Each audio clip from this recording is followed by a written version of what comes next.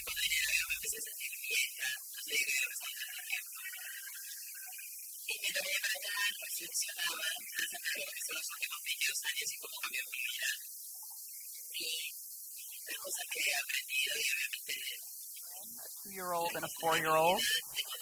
I run a accelerator for women entrepreneurs and have the incredible pleasure of working with women on 6 continents, across industries, on their companies, helping to connect them with mentors and investors and resources to grow. I'm able to see the incredible potential of women every day in the work that I do. And when I look at groups like this, I have such hope for the future. I think we're at this incredible crossroads where voices like yours are starting to be heard more and more. But I also think as women, we have a huge responsibility. Because the world is watching us, and they want to see what we're capable of. And it's up to all of us to show that we're capable of everything that those guys are doing, and so much more. As we work through Circular Board, we have a 12-week program where we help startups scale their companies. And companies start everywhere from having an idea to having operated for 5 or 10 or 15 years. But all of those women are ready to grow their companies in excess of $100 million. And that's not easy. And I can tell you that's not easy because my first company failed.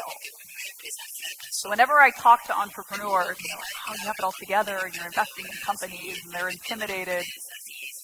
I failed in a big way. I had to close my company down. I didn't know how I was going to pay my mortgage on my house. It was the hardest thing that I've ever been through. And not from an objective standpoint. I've been through hard things in my life. But this, for me personally, was really difficult. And I learned a lot through that experience. I learned that when we start companies, the single most important thing that we can do is to rally the people around us. Everybody take a minute to look around this room. Because this is your circle. These are the women who are trying to do the same things that you're trying to do. These are the resources like these that are here behind you. So take note of this. Every day, you need to be connecting with people like this. We have to think bigger. And I don't mean that long-term plan for our company isn't big. You wouldn't have started your company if you weren't thinking big. But we have to act on that vision every day. I want you to write down the reason that you first started your company. Put it over your computer, stick it by your pillow at night. Look at that every single day. Because it's easy to forget when we're down in the weeds, when we're struggling to make a payment, or when we're trying to hire an employee or form a big partnership. So go back to that first reason why you started your company, and it's this great reminder, because for women particularly, it tends to be something that's going to impact the world. Like Bridget mentioned, women are much more likely to think about things like sustainability. We're reinvesting 90 cents on the dollar back into our families and communities. Women are the game changers. So really think about that vision and be clear in your purpose and what you're trying to achieve each and every day. And that should be the guide for every single action that you take every day. If your to-do list at the beginning of the day doesn't tie back to that long-term vision, scratch all that stuff out and write down the things that are going to help you get there. The second really important thing that I learned from my failed company was that it's really important to get the right resources behind you. I ran a digital media company after the first company that grew very successfully. I sold it and started investing in other women entrepreneurs. And I started seeing the same problems I had my first time around over and over again. And one of the biggest things that women do is wait to hire. And we do it for interesting reasons. So many times I hear women say that they're not ready to hire yet because they're afraid they're going to let somebody down. They're waiting to bring on other employees because they're just not quite sure they're ready. But you're ready. You have the vision. You're ready to bring in the right team. And it doesn't mean that you have to pay a ton of money.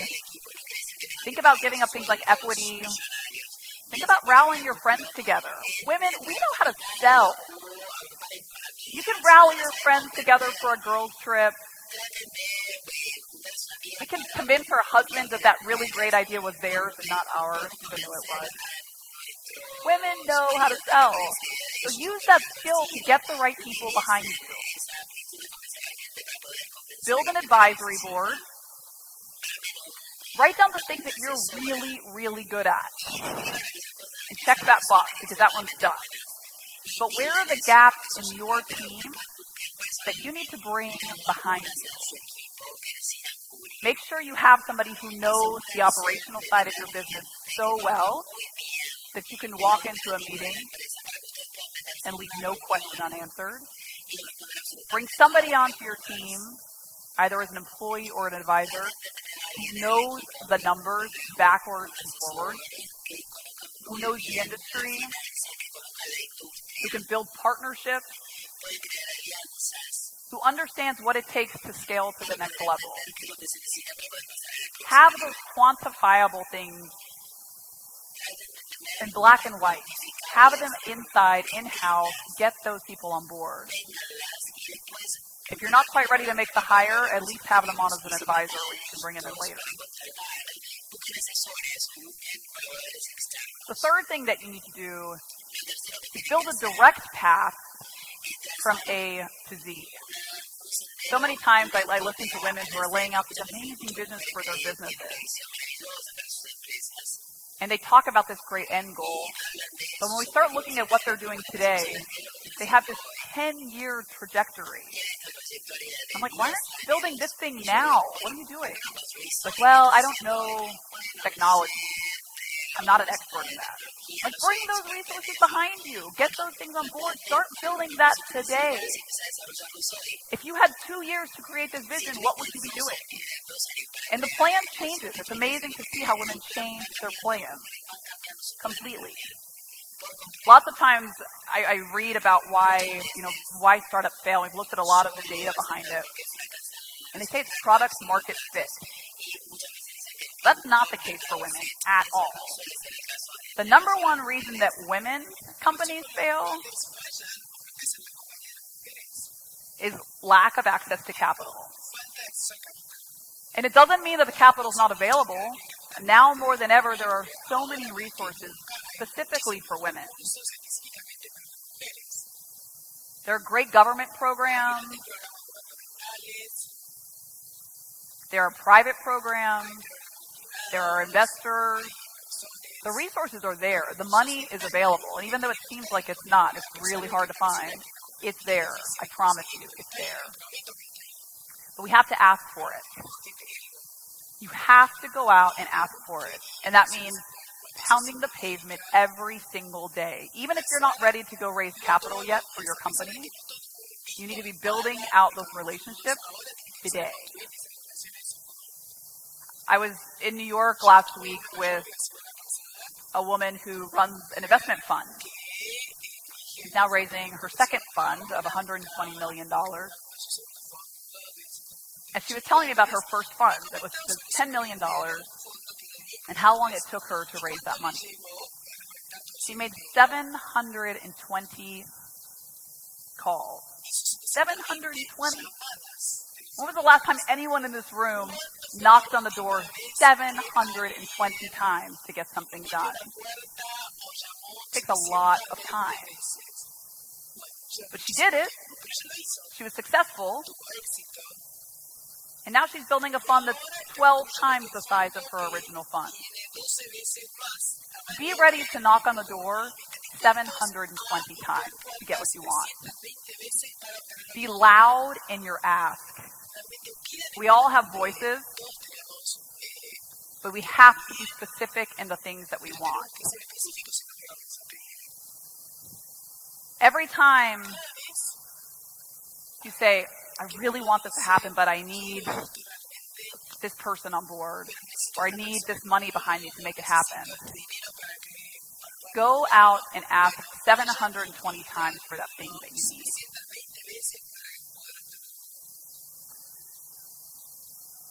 When I started my second company, the one that succeeded,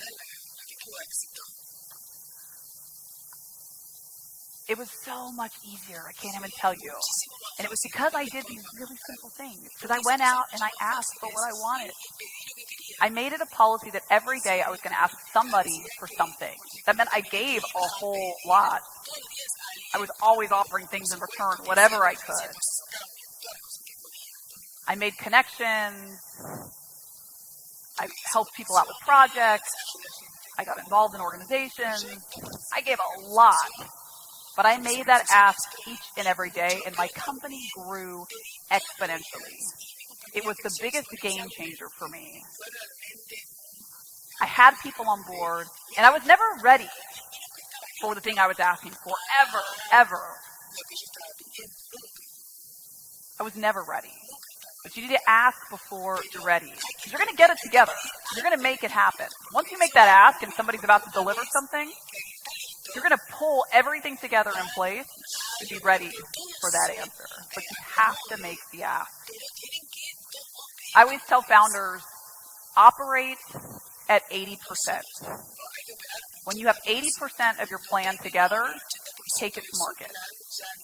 Because you're never going to be perfect, and particularly as women, we like everything to look perfect. We want it to sound perfect. We think we need every single piece of the puzzle in place before we go to market. And I don't know how many of you in this room have a whole lot of notebooks filled and computer files filled with the most amazing plans. If you're an entrepreneur, you probably do. Go to market. You're ready. Start testing your plan in those small ways. Think about what's the easiest way that you can get in front of your customer, to put something in front of them and get their response. Take that feedback. Don't act on it just yet. File it away. Write it down. Go to the next customer. Test your product at 80% and see what they say.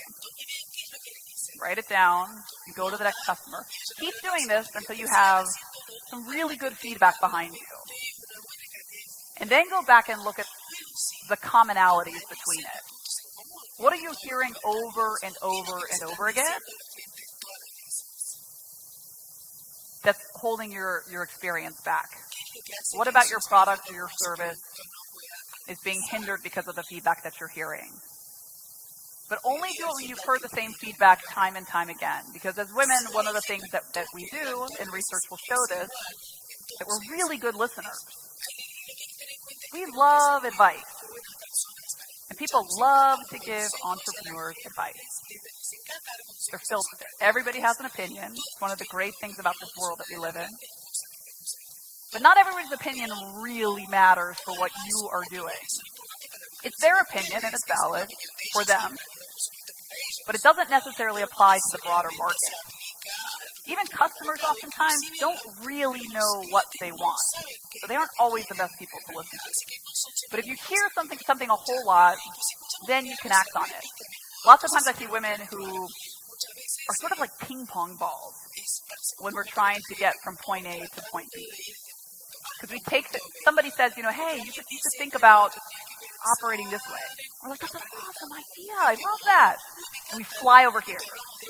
And then the next person tells us, hey, you know what? This would be a really great idea. Look, that's great. And we end up progressing like this to the end. When if we just hold clear, we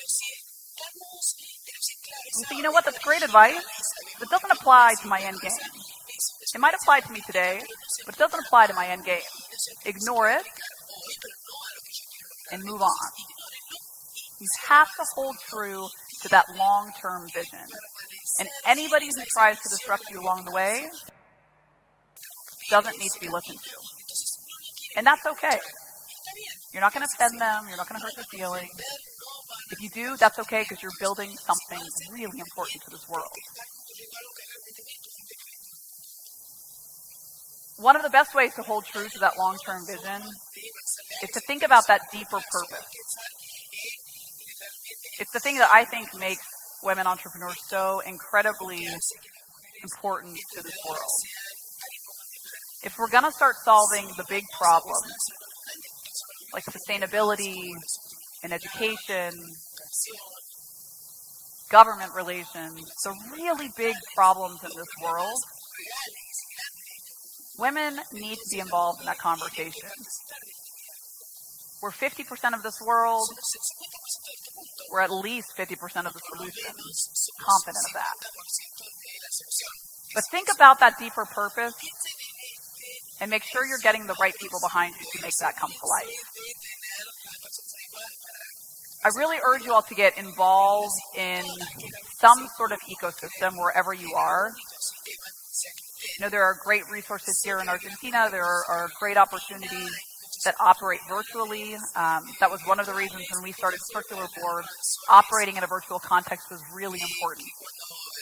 We work with entrepreneurs. We have a woman entrepreneur in Mongolia who's created the first senior caregiving facility in Mongolia. We work with an entrepreneur in London who has provided solar bikes to Africa. We work with a mother-daughter team out of Bend, Oregon, where there are no startup facilities, there's no startup infrastructure, and they're providing human breast milk to infants. They've reduced infant mortality rates by over 50%. Those are the problems that we need to be solving. So think about your company and think about the things that you're doing and how you can apply that to these big problems of the world.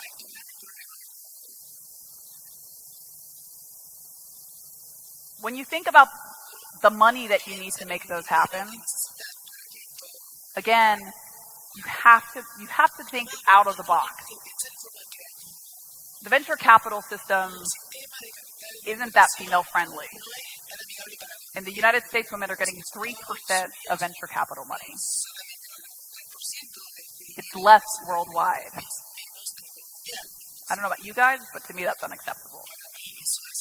And we can try to bang our heads against the wall and change that, but the reality is that's a slow-moving ship. Probably not going to change that significantly in our lifetimes, unfortunately. So bypass that. Look for other sources of wealth. Go directly to the people with the money that you can rally behind your vision.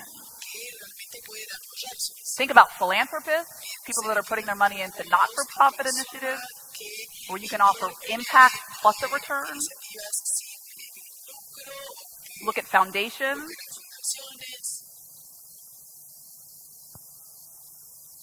Again, look at government programs. But you have to rally the people behind that big vision. That's the thing that's going to get them excited. Don't talk about what you're doing today. Nobody cares about that. That's probably not that exciting. Talk about the big picture. That's the thing that you're going to get people really excited about. And you have to operate like you're already there. You have to get people excited about what you're building. And remember where you were on day one when you started that company. So I want to challenge all of you this week to put something on your to-do list I want you to think about the number one thing that's holding your company back from moving to the next level. Think about all of the resources you need to make that thing happen, whether it's people, whether it's capital, whether it's media, whatever that may be that you need. And make the ask this week. And I promise if you do that each and every week, you do it each and every day, you're going to start to see your company change. Because ladies, this world needs you. We need you more than ever. It's up to us in this room, it's up to people like you all over this world to make these changes happen. So start putting your voices out there.